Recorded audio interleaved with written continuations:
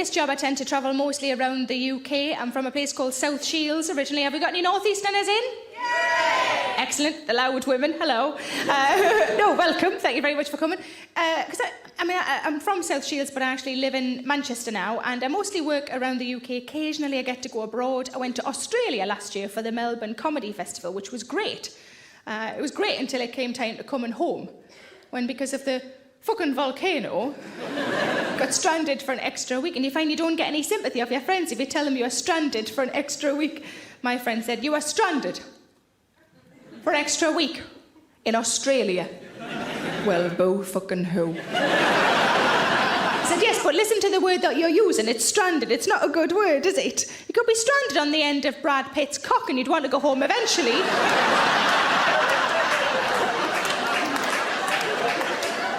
I mean, after a week or so, obviously. For snacks, if nothing else. I think that explains why his girlfriends are always so skinny. Doesn't provide enough snacks. But while I was in Australia, I got a phone call from the fraud department of my credit card company inquiring why I was spending quite so much on my credit card. She said, "Can I check a couple of transactions with you?" And I said, "Of course you can." The first one was a cash point withdrawal, and I had withdrawn the money, so that was all above board. The second one, she said, "You spent £102 in a place called Holt's." And I went, yeah, that's right. It's a chocolate shop. And she went, £102? And I went, "Yeah, it was for presents." For me. Because it was nowhere near Brad Pitt's cock. But I did get a new nickname while I was out there. I've never had a nickname before. I've been called things, but that's different, isn't it? I think that's bullying. My nickname is the Cake Pigeon. Because whenever I walk past a cake shop, whenever I press myself up against a cake shop, I go, "Ooh."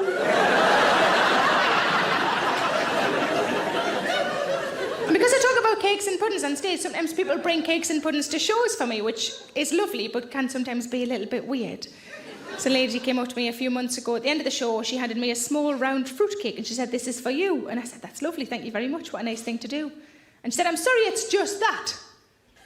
But it's all we had in." I said, "Have you been looking through your cupboards? It's not the fucking Harvest Festival, pet.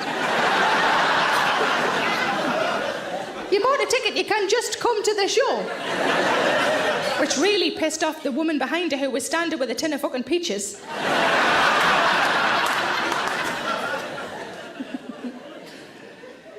But I have developed, people call it a muffin top if it hangs over your jeans, don't they? A muffin top. I don't really like that name, so I've started calling mine my cake shelf. It's nicer, isn't it? Because it sounds like a good place to keep your cake. Somebody said to me, "Are you pregnant?" I said, "Only if I've been fucked by Mr. Kipling." And yes, it was exceedingly good.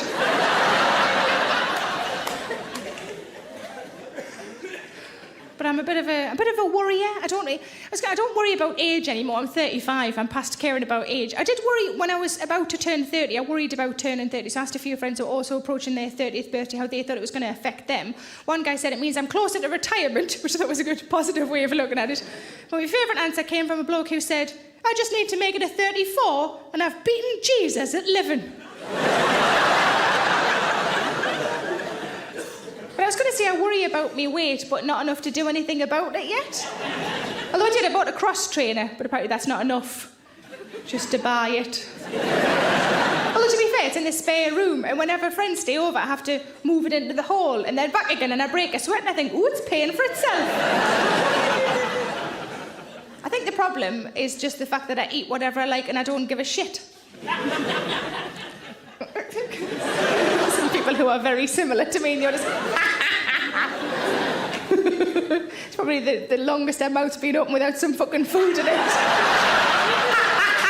Oh, exactly the same as me. It's a fucking hobby. No, I think because I was in a restaurant with my friend and I said, "I like it in here because they've got multicoloured food." And she said, "I think you'll find they're called vegetables." But I don't worry anymore about the fact that I can't really see me fanny.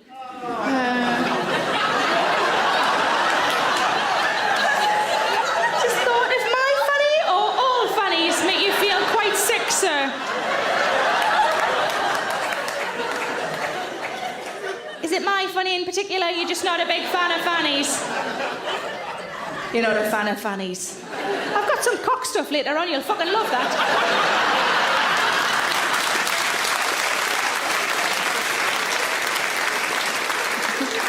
I don't need to say me fanny anymore anyway, because I've got people for that now.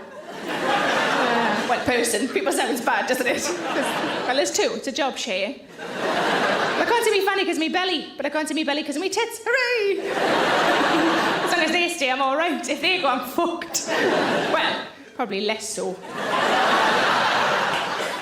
But I started buying women's magazines. I quite like women's magazines. And I bought one recently because on the front cover it said that some female celebrities had put weight on and that they were now curvaceous.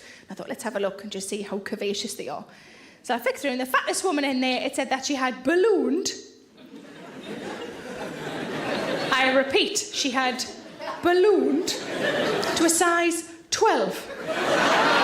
Size 12. I give my right arm to be a size 12. My right arm might be a size 12. But I've discovered the most horrific way you know you've put weight on. I don't think this is commonly known, so I feel like I should sort of spread the word. This happened to me in January, and it is genuinely upsetting. Where my boyfriend lives is a block of flats, and round the back of the block of flats is a car park. In order to get into the car park, you have to go through like a barrier, like an arm that lifts up when it senses a car is near. I mean, I was carrying 2 big bags of shopping, but it still thought I was a Peugeot 206. But a friend of mine... actually, no, I'm not going to call him that. It's not appropriate. I'm going to call him a male acquaintance. Let's do that. A male acquaintance of mine with whom I have never had a dalliance said to me, you know what? If you lost a couple of stone... I said, the rest of this better be a fucking equation.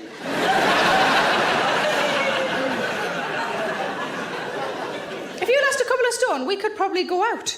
I said, only if the couple of stone I lost was me fucking head.